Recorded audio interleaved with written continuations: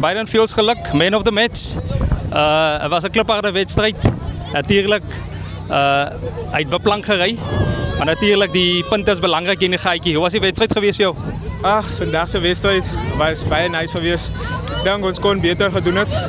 Maar we gaan het voeren weer naar next week toe.